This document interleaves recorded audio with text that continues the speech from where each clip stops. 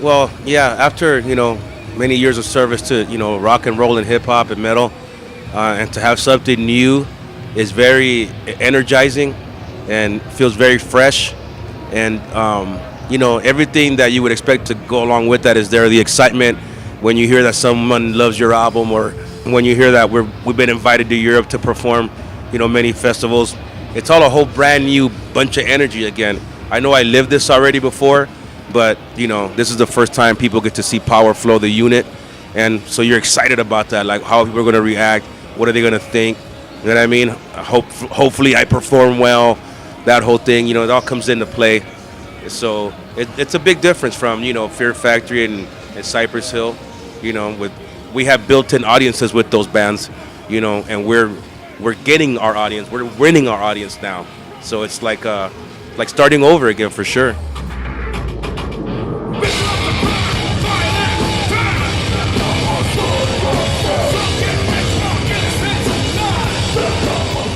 It's still, you're doing the same thing. You're going out there, you're playing the smallest stages, the smallest clubs. You're starting over again. But when you're seeing growth, it's it's a great feeling when you see something that's a small little baby growing into a real man. And that's what this band, we're growing. Every show we feel like we're growing, actually. Getting new fans, and hopefully we're going to turn this band into a big monster that we can come here and hopefully one day headline a festival, or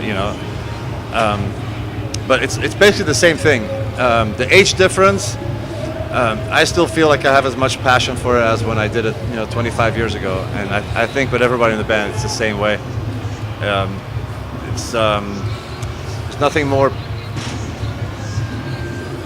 pleasurous to see, you're building something new, and to see it flourish, there's nothing better,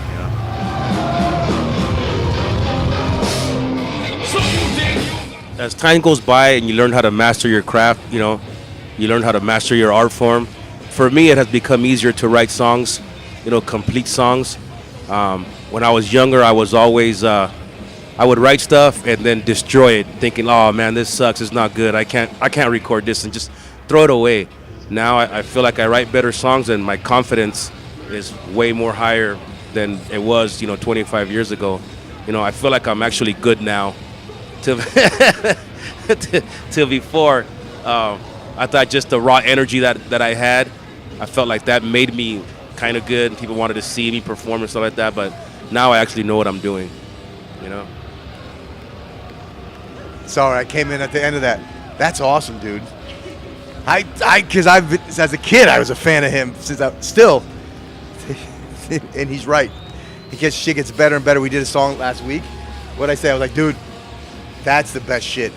So to come in, I don't know what the question was, but going off of what Sen just said, we all bring different elements to the table, and everybody ups their game. And when someone drops something that's fucking dope as fuck, it makes everybody else, inspires them to do even more.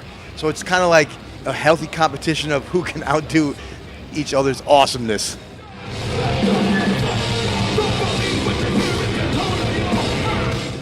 People have been saying since we started how fucking amazing and awesome we are, and we really disagree.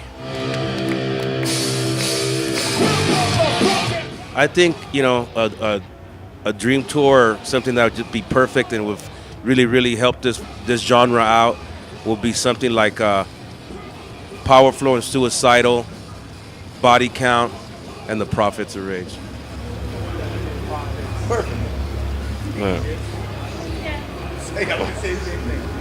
Hope you guys are watching.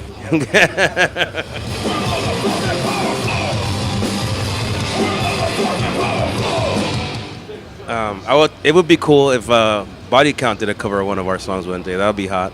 Something like that. I have a lot of respect for Ice-T ever since I started.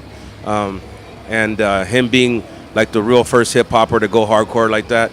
You know what I mean? Because when he came out, it wasn't Run DMC and Aerosmith. It wasn't something commercially based. It wasn't one song like Public Enemy and Anthrax. It was like a full-on attack, And for that reason, I think that band has always been very cutting edge and always ahead of what everybody else is doing.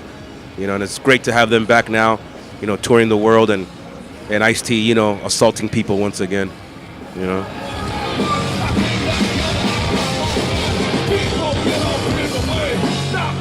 I'm a producer, so I listen to that shit. We all are. We're not on a different tip. We're fans of the music. We're not just players. You know what I mean? We just ran from watching Stick to Your Guns. We were watching them. We had to do an interview with you guys, which is great. But we just saw the last song. We ran to do the interview. So when we're not on stage, we're watching the bands. The other cool thing, we keep bringing up body count, but those dudes, the same thing. They watch every band every day.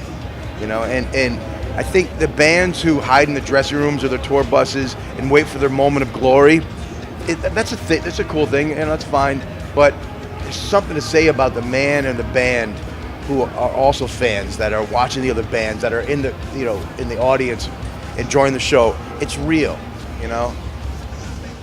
Yeah. Going back to the other question about CDs that I get from other bands on tour, I take them home and I keep them, all of them. And I have 2 big boxes.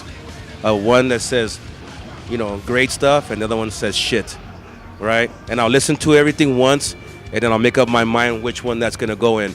But just out of courtesy and respect to those bands, people that give me music, I don't throw it away. You know, I keep them. Because at one point, we were all those guys, hey, man, please listen to Cypress or Bio. Can you listen to this Fear Factory stuff? You know, we were those guys, you know. And I hate to think that, you know, somebody like, say, Ice-T, threw the first Cypress Hill demo in a trash can or something. So for that reason, I keep everything. I just, you know, the one box that says shit on it, I don't listen to that. It's just sitting there. You know what I mean?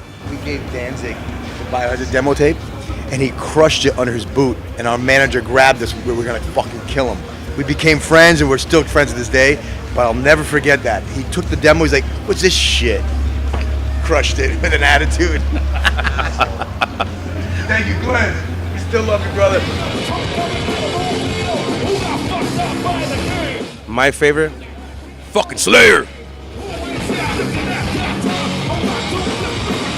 I hope it's a lie. I hope it's not true. It's okay. We still have Lamb of God.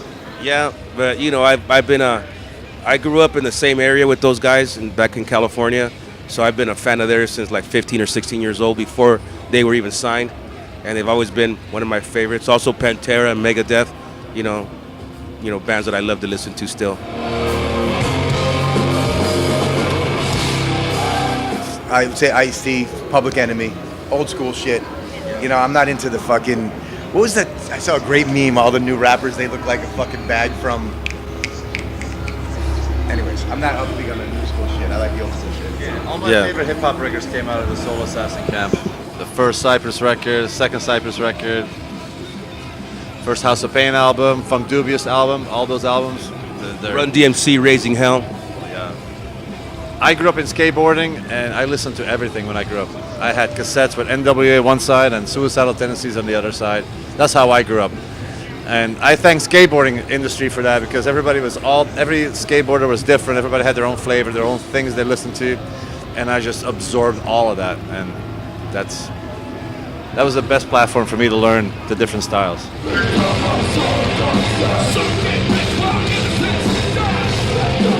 If Donald Trump was in a hardcore band, the name of the band should be called Fuck Donald Trump. Because everybody sang it anyway, so it'd be an instant hit. Everybody'd be like, oh, this band kicks ass. This Fuck Donald Trump song, you know what I mean? So, FDT. You know what I mean? I think that, but I don't even think that man has ever listened to one hardcore metal song in his life.